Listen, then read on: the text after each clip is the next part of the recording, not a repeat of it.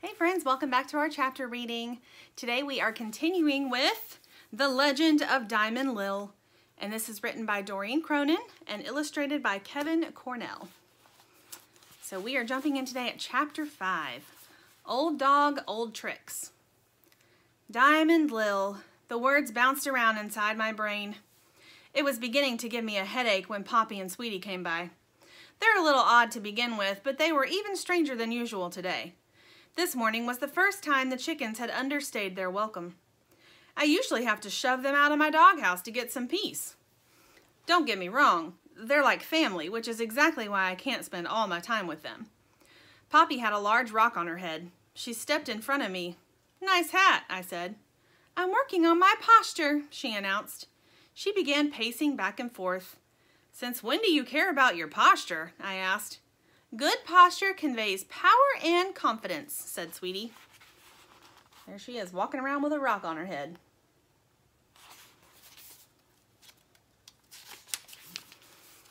"You should work on yours," added Poppy. "Got all the confidence I need, thanks," I answered. "I meant your posture," she said. "You're a little on the slouchy side." "It makes you look old," said Poppy. Hard to believe I was giving up sleep so these two sweethearts could insult me. "While you're at it, your personality could use a little brush up too," I said. "Suit yourself, but it would really improve your image," Sweetie added. "I'm a search and rescue dog forced into retirement and walking the poultry beat in a country yard. I didn't think I had an image." I watched them practice their balancing skills by walking along on top of the rocks that bordered the garden, then disappearing through a small hole at the bottom of the wooden fence. It reminded me of my training days. I couldn't have been much bigger than Poppy is now. Actually, I was born bigger than Poppy is now, but you get the picture. I spent hundreds of hours on the obstacle course, jumping over barrels, crawling through pipes and under boards, and balancing on ladders and shaky bridges. All for a pat on the head and a liver treat for a job well done. I got down low to look through a hole at the bottom of the fence. I had been in that yard dozens of times tossing a stick with Bobby, but things look different when you're using one eye at ground level.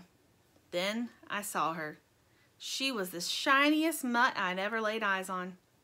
Lillian was the size of a German shepherd with a fluffy white coat and long, full tail that curled along the ground, wrapping around her body. She hopped up and gave Poppy and Sweetie each a big lick when she saw them coming through the fence.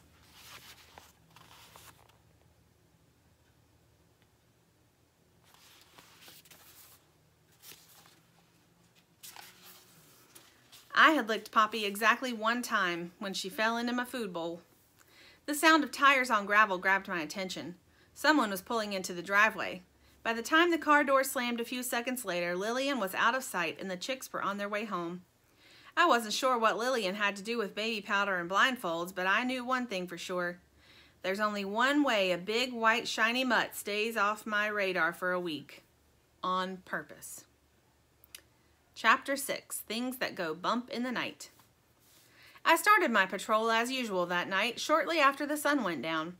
After a quick head count, I circled around the chicken coop and then settled in around the front. Anything that wanted to get in was going to have to go through me. I closed my eyes and fell asleep. A bright light hit me square in the face. I jumped to my feet, ready for anything. She was standing in front of me. Lillian had set off the motion detector light in the yard and her white coat was reflecting it right into my face. If I'd been a pile of dry sticks, she could have set me on fire. "You're JJ," she said. "How about you tell me something I don't already know?" I grumbled. "I'm Lillian," she said. "Keep trying," I said. She sat down in front of me, curling her long tail around her. "Honey, where I was raised, when a new girl comes to town, we give her a proper welcome, maybe even a home-baked pie." I was all out of pie. "Where I come from, the only thing that comes knocking in the middle of the night is trouble," I said. "Not that you knocked." "Achoo!" It was a pretty tiny sneeze for a pretty big dog. "Achoo! Achoo!" Somebody inside the coop was sneezing. "Join me for a walk?" said Lillian suddenly. "It's such a pretty night." I didn't go in for moonlight strolls.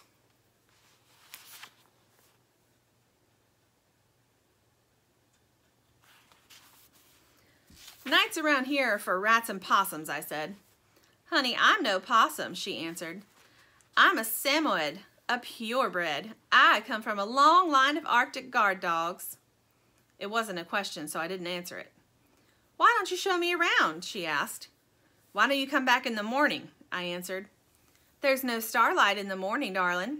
She seemed to be looking everywhere but up at the stars. Won't they be worried about you? I asked. Who? She answered. She looked over her shoulder. Your owners, I said. You know, Bobby's parents. Oh, she said. They fixed me up a beautiful bed in the kitchen. I just go out the doggy door whenever I please. Barb's upstairs light flipped on. I could see Vince's silhouette in the window. Lillian was done talking and I was done listening. As she crossed the yard through the pool of the light and then into the darkness, I couldn't help but notice she did have really good posture. And there's Vince's silhouette in the window.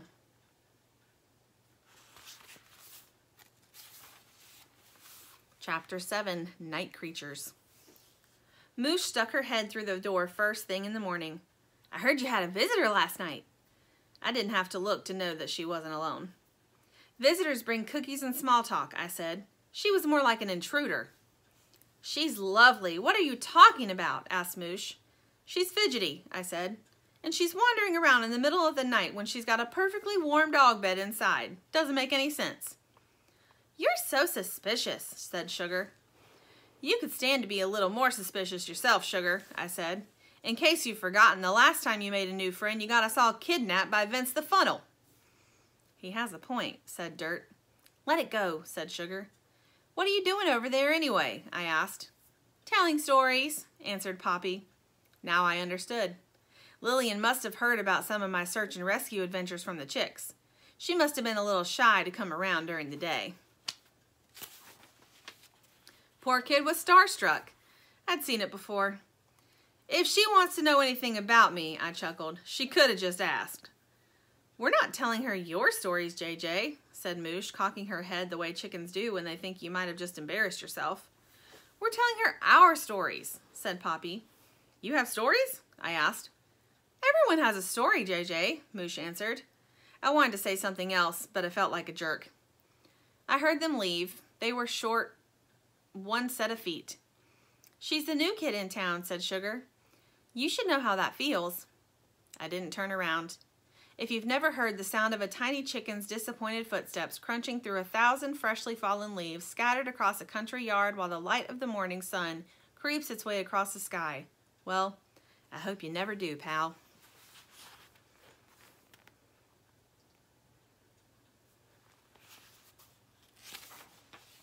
Chapter 8, The View from Down Under.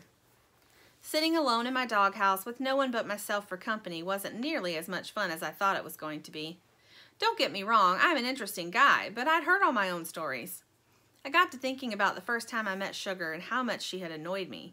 In fact, I hadn't liked any of them when I'd first met them. I was wrong about Moosh and the chicks, so I guess there's a slight chance I could be wrong about the shiny new kid next door. It was time for another conversation, in daylight and on my terms. I got a running start and scaled the fence in the yard. Not bad, considering I was pushing 7. That's a big fence for him to jump up.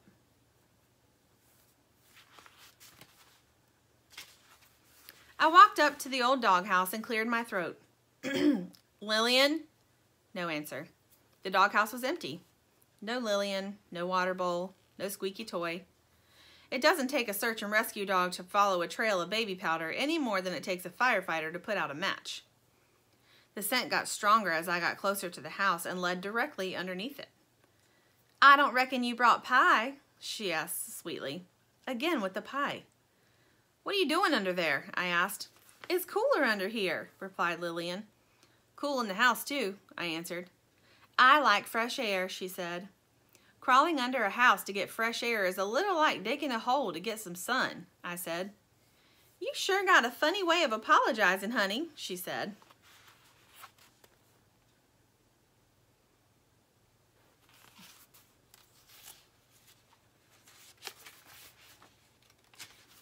Listen, kid, I said, I've got a family of chickens to protect, so I don't take kindly to anybody who arrives unannounced in the middle of the night. Won't apologize for that. If you and I are square, point taken, she said with a slight smile. She wasn't looking for a fight. Say, how exactly does a fancy purebred Arctic dog wind up in a country yard? I asked. Same way a highly trained search and rescue dog does, I suppose, she said. Besides, she added, there's nothing fancy about me. You smell pretty fancy, I remarked. Aren't you sweet to notice? I notice a lot, I said. It's my job.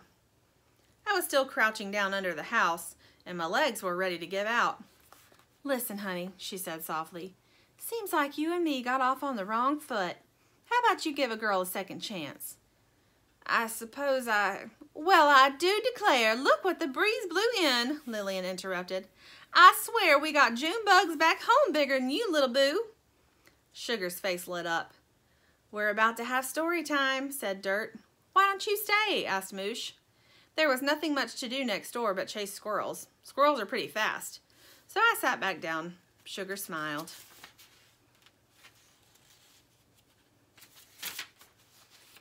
It's Mom's turn today, said Dirt. She's going to finish the story about how she met Barb. I never thought to ask Moosh how she got here. I always figured she came with the house. And there they all are for story time. All right, guys, we're going to stop there for today. So join me back next time, and we will see what happens next in the story. See ya!